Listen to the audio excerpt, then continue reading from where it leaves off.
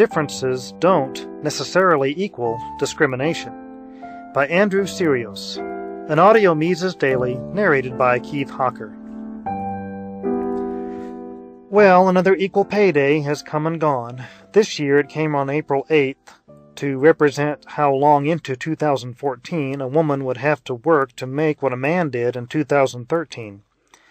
The highlight this year was when White House Press Secretary Carney tried to explain away the pay gap between men and women in the White House by saying that when men and women hold similar positions, they're paid the same.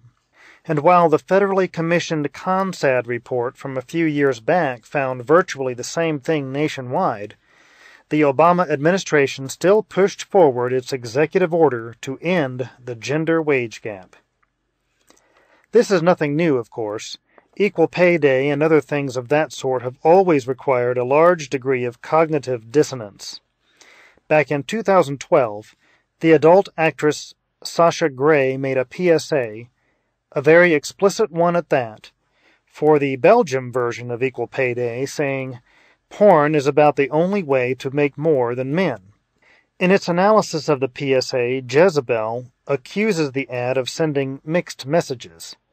The first mixed message one might wonder about is why, if women are discriminated against, is such discrimination not relatively uniform? After all, not only do adult actresses make more than their male colleagues, but the same goes for models. Indeed, in 2013, the top 10 male models made only about 1/10 of what the top 10 female models made. Why is this? Furthermore, don't left liberals basically believe, as Vladimir Lenin once said, that the capitalist will sell you the rope with which we will hang them? I.e., capitalists care about nothing but money. If that's true, it would make sense that female models and adult stars would make more given current market demands. However, since liberals tend to blame any gap in wages between two groups solely on discrimination, apparently capitalists do not only care about money, they care about being sexist too.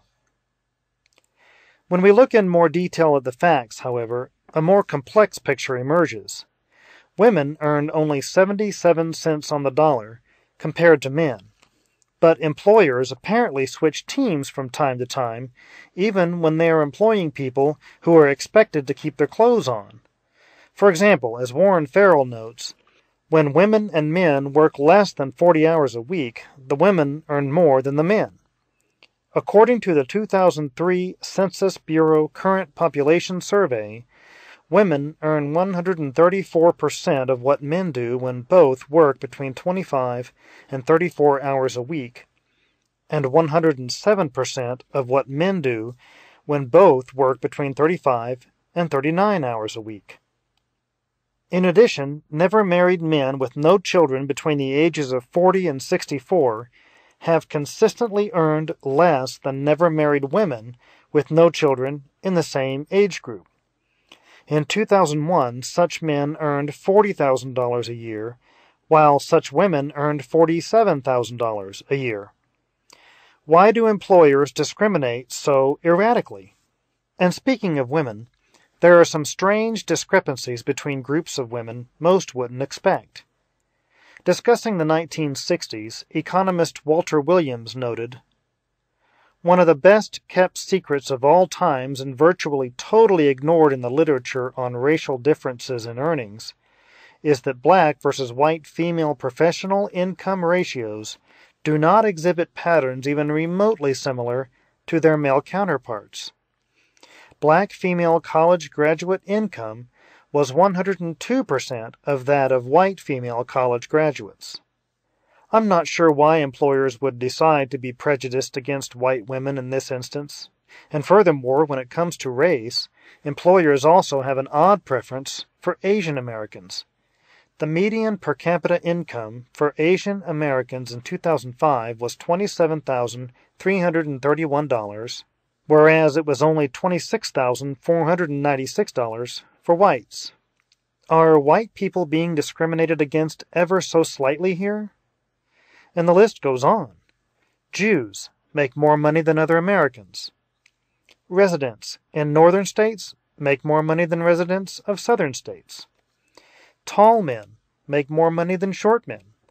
Atheists make more money than Christians. Japanese Americans make more money than Korean Americans. African immigrants make more money than native-born African Americans. Lesbian women make more money than straight women. Gay men make just slightly more money than straight men. Older people make more money than younger people. Black Americans make a little more money than Hispanic Americans, although blacks have a higher unemployment rate. Among Mexican-origin Hispanics, American-born make more money than foreign-born. People in urban areas make more money than people in rural areas. All of this must, of course, only be caused by discrimination, including the interesting and encouraging development that black incomes in Queens, New York surpassed whites in 2005. Right? In reality, of course, all of these statistics mean absolutely nothing by themselves. Immigrants may have different characteristics than those who decided not to leave.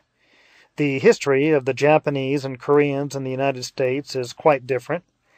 Atheists make up a very small part of the population, as do homosexuals, and those who are openly gay may have different characteristics than those in the proverbial closet. Northerners don't compete directly for the same jobs with Southerners, just as Americans don't compete directly with the French, etc. And that is the point. Gaps can be caused by discrimination, and of course discrimination exists to one degree or another, but especially since such discrimination would punish employers by forcing them to pay a premium for labor. It is simplistic at best to compare two groups without making any other considerations. For example, as Tom Woods observed, the factors that actually account for income and other differences between various racial and ethnic groups in the United States and elsewhere are in fact many and varied. Consider this. Fully half of Mexican-American women marry in their teens, while only 10% of Japanese-American women marry in their teens. This cultural factor alone would account for considerable difference in incomes between the two groups, since a young married woman will tend to have less mobility and fewer educational opportunities than a young single woman.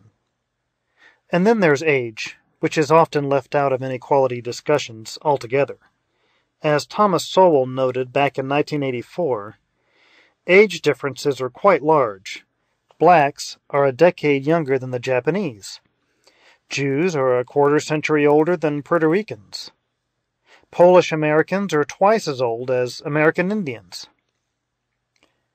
Indeed, when Walter Block was being accused of being a racist for not blaming white versus black income differences on discrimination, one piece of evidence used against him was that when holding things constant like years of schooling, the wage gap remained.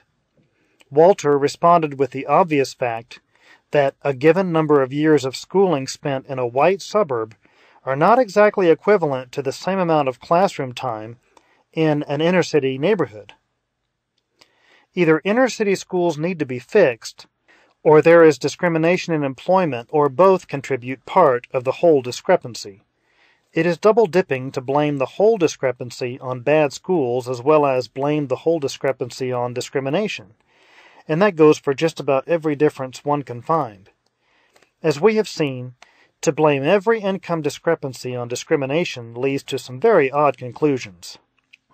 Oh, those overprivileged, part-time, atheist, Japanese, lesbian residents of northern states.